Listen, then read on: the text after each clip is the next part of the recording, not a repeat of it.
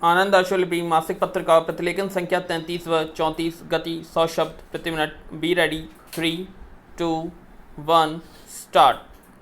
महोदय, पिछली कई पीढ़ियों से भारत में जर्मनी के प्रति विशेष आकर्षण रहा है।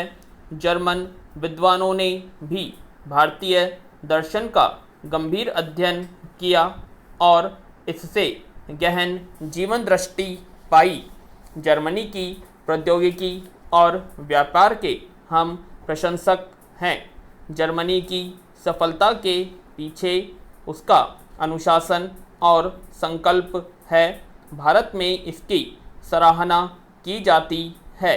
भारत के उत्साही और जीवंत मित्र राष्ट्र के प्रतिनिधि के रूप में आपकी यात्रा से स्पष्ट संकेत मिलता है कि दोनों देश और निकट आएंगे और इस सहयोग का दोनों को ही लाभ होगा। अंतर्राष्ट्रीय सद्भाव के लिए जवाहरलाल नेहरू पुरस्कार प्राप्त करने पर आपको बधाई देता हूँ। आपकी दूरदृष्टि, राजनीतिक कौशल और परिस्थितियों का सही आकलन करने वाले विवेक के लिए आपको यह पुरस्कार मिलना सर्वदा उचित है। यह जर्मनी के लोगों के ऐसा नेता के लिए हमारे सम्मान का प्रतीक है जिसने कठिन समय में दृढ़ता, निर्णय क्षमता और कल्पनाशीलता के साथ देश को नेतृत्व दिया। पैरा, यह यात्रा 2 ऐतिहासिक घटनाओं के बाद हो रही है। ये घटनाएं हैं बर्लिन की दीवार के गिर जाने के बाद जर्मनी का एकीकरण और सोवियत संघ का विघटन। इन 2 घटनाओं का प्रभाव अब भी विश्व पर पड़ रहा है। हम ऐसे समय के साथी हैं जब अंतर्राष्ट्रीय घटनाक्रम नया स्वरूप ले रहा है। यह समय नए अवसरों और नई चुनौतियों का है। मेरा विश्वास है कि भारत और जर्मनी अपनी पारंपरिक मैत्री से इन अवसरों का लाभ उठा सकेंगे और चुनौतियों का सामना कर सकेंगे। विश्व के इन परिवर्तनों में हमारा ध्यान मुख्य रूप से व्यापार और आर्थिक पहलू को प्रमुखता मिलने की प्रवृत्ति पर है। भारत इस परिवर्तन से लाभ उठाने का प्रयास कर रहा है, पर हम यह भी देख रहे हैं कि इस व्यापारिक आंधी में हमारे पैर जमीन से न उखड़े। हमने अच्छी तरह सोच समझकर अपनी विशाल जनसंख्या की मूल आवश्यकताओं को ध्यान में रखते हुए आर्थिक सुधारों को अपनाया है। इन सुधारों से हमारी जनता की क्षमताओं का बेहतर उपयोग हो सकेगा। आर्थिक सुधारों के प्रति हमारी वचनबद्धता अडिग है। पैरा, जर्मनी इस प्रक्रिया में महत्वपूर्ण भूमिका निभा सकता है। आपका पूंजी निवेश, प्रौद्योगिकी का हस्तांतरण और हमारी विकास प्रक्रिया को आपका समर्थन मजबूत बनाएगा। इसीलिए हम दोनों देशों के बीच आर्थिक और वाणिज्यिक संबंधों को विशेष महत्व देते हैं। मुझे खुशी है कि नई दिल्ली में चल रहे भारत के अंतर्राष्ट्रीय व्यापार मेले में जर्मनी सहयोगी देश है। आपके साथ आए जर्मन उद्योगपतियों का भी मैं स्वागत करता हूं।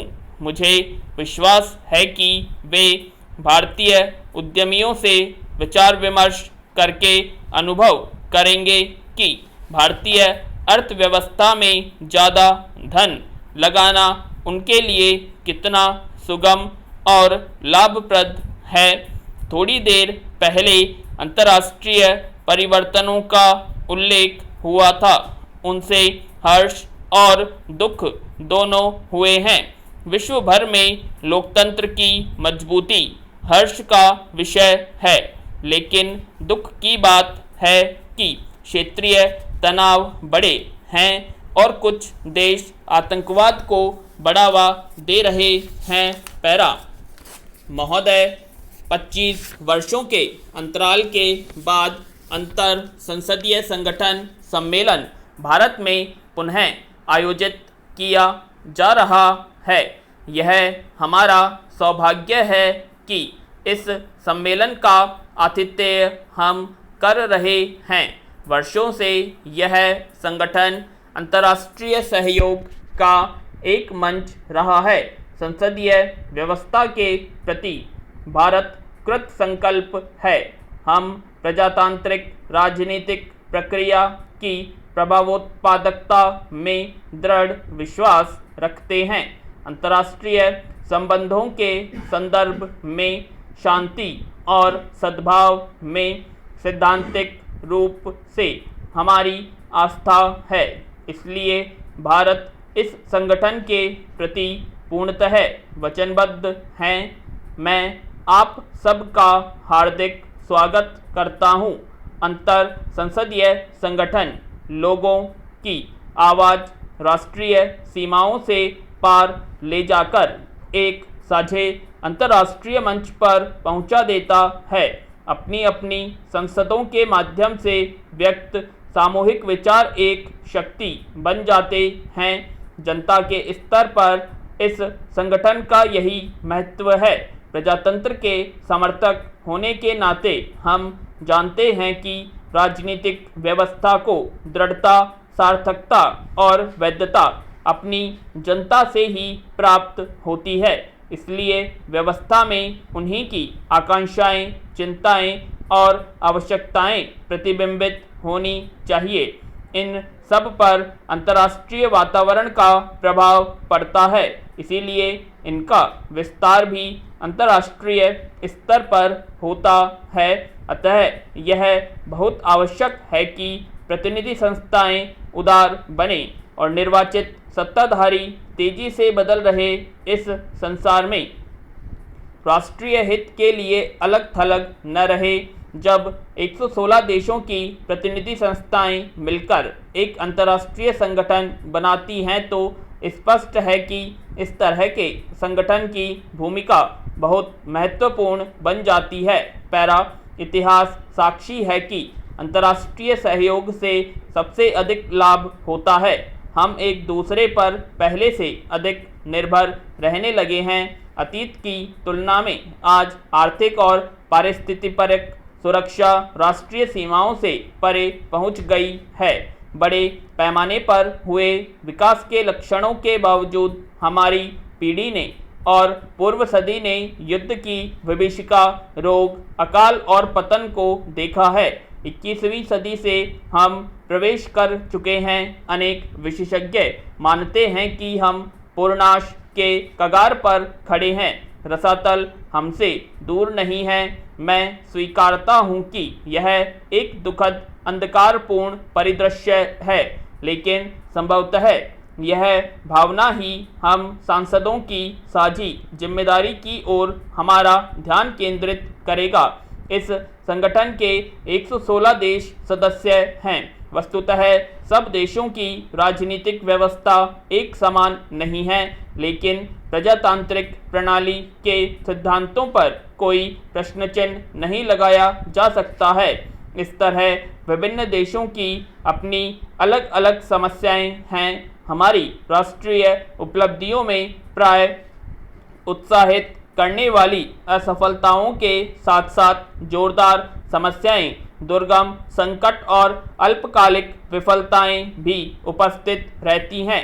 एक शांतिमय संसार की खोज हम सबकी साझी चिंता है, इससे कोई इनकार नहीं करेगा। समकालीन इतिहास में सब नायक हैं। हम अपने जीवन काल में अपने कर्मों द्वारा भविष्य की रचना कर रहे हैं।